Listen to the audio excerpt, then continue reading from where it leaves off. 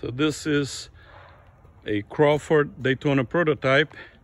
It is DP 08003, built in 2005 and started to compete in 2006. So the front and the rear of the bodywork are locked in by clips,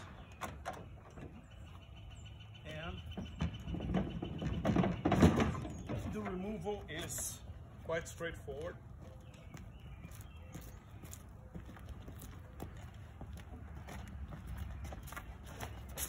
Rear cover of the engine is pretty much the same thing. We open the clips. There is a limited space that it can move back over the antennas and then back over the wing.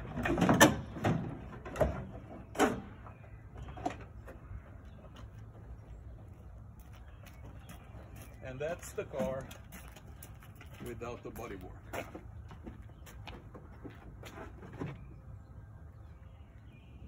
You get in the car first by putting the seat insert that's molded to your body, and it will fit perfectly into the shell of the seat. So you put the insert in, and you just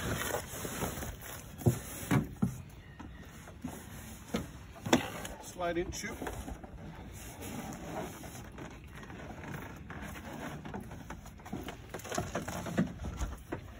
So that's the position. From the driver's seat you have the brake bias, front and rear, which you can control. The markings of the top temperatures that you want to operate on. The steering wheel has actually 8.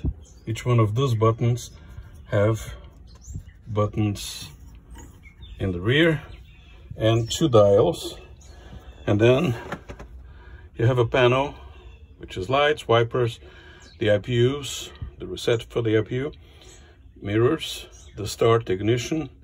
This will be the electric assistance to the steering, and this will be the amount of steering assistance that you want.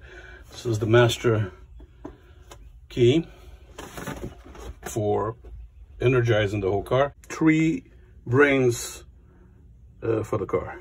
The Bosch brain is engine. This is the Motec that manages all of the systems. And this on top here is the brain just for the pedal shifters, left and right. On the left, the clutch pedal is a very small pedal that is used only to bring the car from stationary to first gear. You have the brake in the middle that you normally, depending on your style, you brake with the left foot, and the accelerator on the right. So you may go brake and acceleration with one foot, or you might drive braking and accelerating and modulating with both feet. The ignition has to be disconnected. So from the coils, the ignition is disconnected, and when you turn on the engine, only the oil flushes through the engine. There is no firing. We energize the car and crank the engine, though it's not going to fire because the coils are disconnected at the rear. So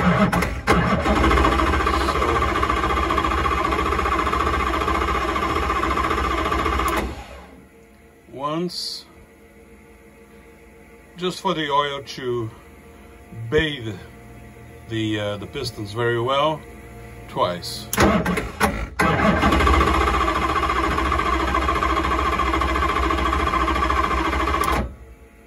And now we are going to connect the coils. Now you will turn the car on, but with the ignition connected.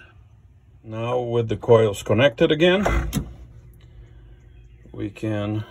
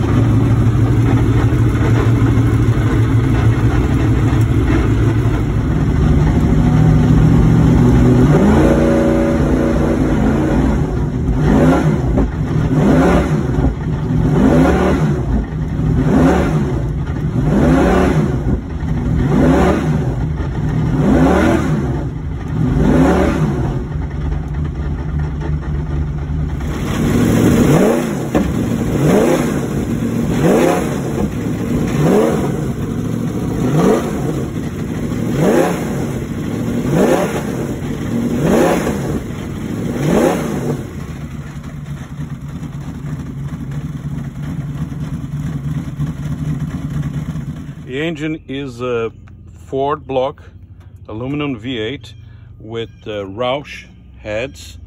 The power is limited electronically to 500 horsepower. This is the connector that the IMSA officials would use to check that the engine produced those 500 horsepower and no more. The gearbox is a 6-speed sequential X-Track. That compressor will fill this accumulator with air. From the accumulator, 3 lines come out. 2 of the lines go to that double piston, that's upshift and downshift, and 1 of the lines will go to the blipper. So it will interrupt ignition for a fraction of a second as gears are engaging up and down. Daytona prototype cars are pretty much modular. Many engines can be used, many V8 engines, V6 engines with turbo.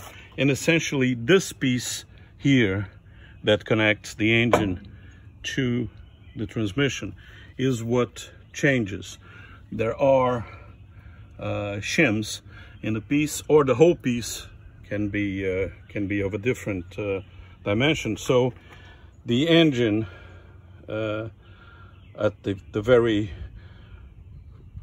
front of the engine bay, behind the cabin, and the transmission will always be bridged by this half piece. I chose to use an English air filter for the plenum of the V8. You can induce air through the top or the side of the cover of the engine bay. Brakes are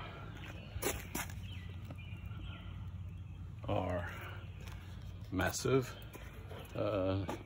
Suspension arms are in carbon fiber. The exhausts are direct pipes, although the car has mufflers. Will come with the cars. The car comes with 3 sets of wheels. As you can see, in this set of wheels I have 14 heat cycles. A Michelin set of slicks will give you between that 14 to 18, depending on the temperatures, even 19 or 20 heat cycles, but this is it. And then your best insurance for performance and safety is to have slicks that are fresh and the plasticizer inside is fully functional. In front, the suspension is horizontal with Hollins as well, and The ducts for the cooling of the brakes are those.